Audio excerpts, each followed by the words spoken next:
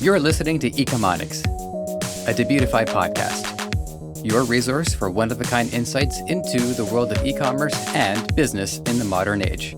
This is Joseph. I'll be presenting a wealth of industry knowledge from interviews with successful business people and our own state-of-the-art research. Your time is valuable, so let's go.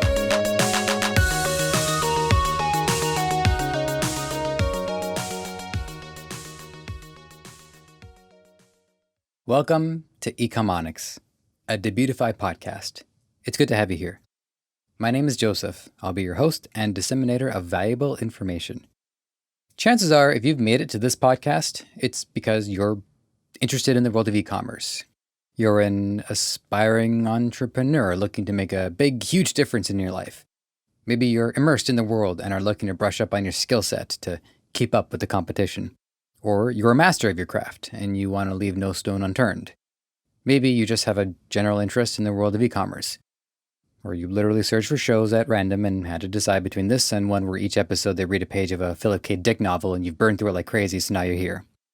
Or you're one of the millions of people who've engaged in e-commerce. As a passing curiosity, you've come across this show and want to know more about what makes it all work. Whatever the case, welcome. If you only know so much about e-commerce, fear not. I will be upfront. Like you, I have a lot to learn as well. From joining this company earlier this year to today and beyond, I'm constantly learning new information, as is the way this industry goes. All of which I look forward to sharing with you.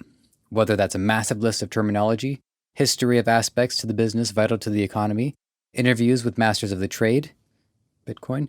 Whatever the case, I'll be curating valuable information from the World Wide Web so that you're loaded with as much information as possible. In fact, let me provide some basic information right now, just in case someone needs to be caught up. E-commerce, aka electronic commerce, is a relatively new phenomenon in the history of the world, though I suspect many of our listeners skew on the younger side and grew up with the internet right away. What was that like? Email me, I want to know. podcast@debutify.com. Anyways, e-commerce refers to any form of transaction that occurs using the electronic pathways provided by the internet. According to ecommerceland.com, the internet was around for a time where it wasn't available to the public. But before e-commerce took on the definition we know it as today, it was used by businesses. Its usage was primarily commercial transactions using electronic data interchange and electronic fund transfer. Businesses and organizations would rely on it to send commercial documents electronically. These B2B transactions took place in the 1970s. The internet went public in 1991, but took until 1994 for the general public to warm up to it. And the connection quality wasn't adequate until the 2000s once we established DSL. For you youngsters out there, you're used to streaming entire movies without much hassle. But in the early days of public usage, for one, we didn't trust the internet, so we used fake names when we entered chat rooms. Still do, I guess. But also it took a long time to even log on to the internet, which involved temporarily restricting use of the phone since we had to connect to a phone line. Now, for you youngsters out there, phones used to be attached to cords. Okay, I'm spiraling up. We didn't really know what to expect of the internet. It was largely a novelty, a means to find independently created entertainment. And by that, I mean stick figures blowing each other up. I would say the most significant change the internet brought about was that by the time I was in the 6th grade, it had become commonplace for everyone to chat using MSN Messenger, which meant keeping in touch with kids from school, which is great. Totally wanted to talk to them all the time. From very early on, the internet would enmesh different parts of people's lives into one connective whole, appropriate since it uses the word net. Now, this is the perspective of one kid and his family. We didn't know what the promise of the internet was. All I know is I took to it like it was natural. And so while this is going on, the commercial potential of the internet was leading to a massive speculative bubble, where thousands of business websites would start. But then, partly in response to the Y2K scare, which, if you don't know about it, was a mass panic where we thought when the clock struck midnight of the year 2000, all our computers would shut down and/or try to kill us. While not the deciding factor, the fearfulness did have an effect, and soon after, many of these businesses collapsed. We'll talk about this more in a future episode. In spite of that crash, e-commerce was thriving, especially in the B2B sector, where as of 2001, $700 billion were transacted. e-commerce retail sales increased every year from 1999 and onward. By 2007, 3.4% of sales were done online. We'll be exploring a lot more about e-commerce and its many facets as we progress through this series.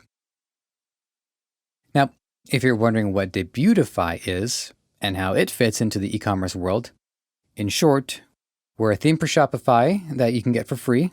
There are paid plans, but the free can get you started, that integrates state-of-the-art research and technology to provide users with cutting-edge tools and resources for selling. If you want to know more about Debutify, stay tuned. Our first interview is going to be with one of the minds behind the project, Ricky Hayes.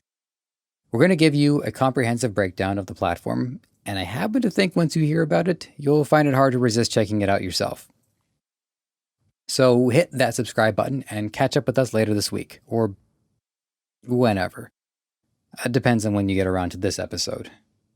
In fact, if you've just joined us after we've been out for a while, you can go right now. It's fine. I'm not going to take it personally. I do this all the time. That's just the first interview. We've got plenty more heavy hitters from the e-commerce industry coming down the pipe. I can't mention e-commerce without Amazon, eBay, or Google and Facebook once they enter the picture. So know that we give them plenty of oxygen. But I'll give you one business that in the time we spent preparing to launch this undertaking, I have neglected to recognize its place in e-commerce history. And that's Dell. Dell, a Texas-based computer company, was an early adopter of e-commerce and remains an important player in the computer space to this day. Their business launched as EMC in 1979, went public in 1988, and began their online operation in 1996.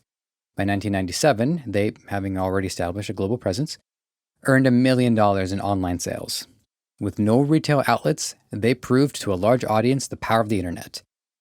Customers could easily navigate through the site and put together the computer they had in mind. No middlemen, no time spent driving to the mall, just comfort and convenience. As for myself, I'm many things, none of which would be possible without the internet. I'm a being of the age we live in, and not the one we left roughly 25 years ago, give or take. I've just hit my 30s and I'm a proud millennial. Wasn't always proud, but I am now. What makes my perspective unique is that I'm part of an ever-narrowing group of people who experienced life before the internet and after. Mind you, my parents did too. There's plenty of people in the current era we live in who can say the same. But what I can say, especially, is that I was the last wave of people to be raised with one set of ideas, only to see a new set of ideas materialize before my very eyes. For a time, I would go to school, and then go home, and play Sega Genesis. Life outside my bubble was relegated to the news that I never watched, and the magazines that I never read. I started using the internet by the time I was age 10. I think. I'm not 100%, to be honest, it's a bit blurry. But it was an oasis. Where I couldn't share my interests with anyone in school, there were communities I can join and speak my mind. Where art was far from the highest priority, I could create animations and post it to online communities where I'd get into petty arguments. Made some of my closest friends thanks to those arguments. Make no mistake, I don't want history to remember me as someone who liked going to school. I will credit school where there's credit due, and it has provided me with value, especially my college program. But it's an institution based on a different time and a different set of ideas. Teachers stress the importance of following this path to success, when new paths were forming around them. I learned most of what I'm really good at on my own. What am I good at on my own? Well, I can write. I can animate on Flash. It's technically called Animate, but I will die before I stop calling it Flash. I freelanced as an audio editor for 6 years. Technically, I still do. But I haven't sought new clients since joining the fine people at Debutify. I'm a good actor, according to someone other than my mom. Above all else, I love the creative process. As a producer, I encourage friends and family alike to make content.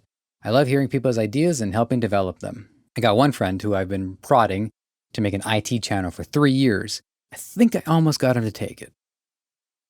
One of my fundamental beliefs is to thine own self be true. So autocorrect makes it go TOTHINE, self be true. I have a bit of a variant in my head, which is to thy known self be true, but that's semantics. By this saying, I mean I encourage people to go do things their way. Not my way, their way. A lesson that gets easier to impart the closer I get to reaching my goals. As far as e-commerce is concerned, based off my broad scope perspective of the subject, I've been engaged in online commerce as a customer by the time I was in high school. The first thing I paid for was a subscription to World of Warcraft. The first time I got paid online was 4 years ago when I signed up for Upwork.com and secured my first editing client. Now, why am I the guy speaking to you right now? Well, have you been listening? Who wouldn't want this voice? Lots of people actually. No one person should have that kind of appeal. One other thing about me is I'm a big fan of hybrids. While some people nail the performative side but lack the business acumen, and vice versa, I've naturally been at my best when I adopt a mixture of both. To lean into my creative side when the business aspect is under control, like here, and to use my acumen when creativity is in need of guidance. I believe in experiencing both the positives and negatives in life, and a properly balanced life is not for one to be absent. I also believe in aliens. Now, since this is our first time getting to know each other, I want to save some stuff for our second date. You'll get to know more about me as time goes on throughout this saga. One thing I feel is important is to give you a sense of what kind of show this is, what our principles are, and why you should trust us. We believe in honesty and transparency, and while this show intends to keep things light, we're going to be as upfront as we can. Money can be a sensitive subject. Most of us need it, and it changes people. Not everyone likes money or agrees with it, and that's okay. I've had issues with it in my past, such as not having it. But commerce is a byproduct of something fundamental, and that's trade. No matter what the world is going to look like in 5, 10, or 17 years, chances are no one is going to have the time, energy, or patience to single-handedly do everything they want to get done, or need to, for that matter. We're always going to want to participate in a mutual exchange of goods and services. So while e-commerce comes across as more niche than commerce, it's barely valid on a technicality. The internet marks the passing of one age to the next, and so finally entwined into our everyday life that e-commerce is, well, commerce, and commerce is trade. And as long as there's 2 people left on the planet, someone's going to have to get the next round. So what do we want you to become from being a listener, as well as check out our YouTube channel, blog, and join us on the socials? Simply put, we want you to be a master seller. And we want you to have the mindset that your job is to solve problems and contribute to the net good. A lot of people are interested in e-commerce, especially dropshipping, because they see it as an easy way to make a lot of money very quickly. And it can certainly change your life in a short amount of time, but it's not so simple as clicking and getting rich. There's at least a few clicks involved. It's going to take research, ingenuity, and persistence. The world can be a difficult place. Some people get off easy. They get a little fortune and live luxurious lives. We want you to live a good life too, as do I. But what we want you to really think about is to dig deep and put time into making the most of what you sell through community engagement, a lasting brand that changes lives and provides great value. For hundreds of thousands of entrepreneurs, e-commerce is a way of life. And for millions of people worldwide, it's provided every kinds of goods and service you can imagine, and hundreds more you haven't yet. In such a highly competitive environment, e-marketers and sellers are tasked with keeping tabs on the changes to the world, to figure out what problems people are experiencing and to be the first to solve them. Take a moment and consider just how prevalent e-commerce might be in your life. It's scrolling through Facebook and seeing brand new products for the first time without having to leave the comfort of your home. It's how most payments are conducted, whether it's an e-transfer from your employer or direct deposit from the government. Every company I've worked for since 2010 has paid me electronically. My first job was paid by check when I was 15. Actually, no, I think it was 16. I don't think we were allowed to work when we were 15. Ugh. All right, anyways. I would routinely walk to my local bank and ask the teller to put half of it into my checking and half into my savings. Now, in addition to moving money between my checking, savings, investments, and a joint account with my girlfriend, I'm also receiving and paying my bills all online. As far as I can consider, nothing is free from its grasp. I can order food, drinks, or a ride through my phone. I can subscribe to any one of the 263 streaming services. I got Bitcoin. I can support independent creators on funding platforms and bypass the gatekeepers of old. giving me a direct say in what I want to see. There's one I haven't tried yet that I'm looking forward to, and that's ordering groceries. Seems promising. More expensive, no doubt, but it's about the time saving. This is one part of the picture. Take another moment to consider the jobs created through this. I know one of the great fears is that it could come at the cost of entire industries, but the net job creation is valid. Drivers who can work on their own schedule, customer service agents for online platforms, content creators who can fully control their media, and of course there's you, the seller. Either you're doing this job right this moment or you're eager to begin, it's waiting for you.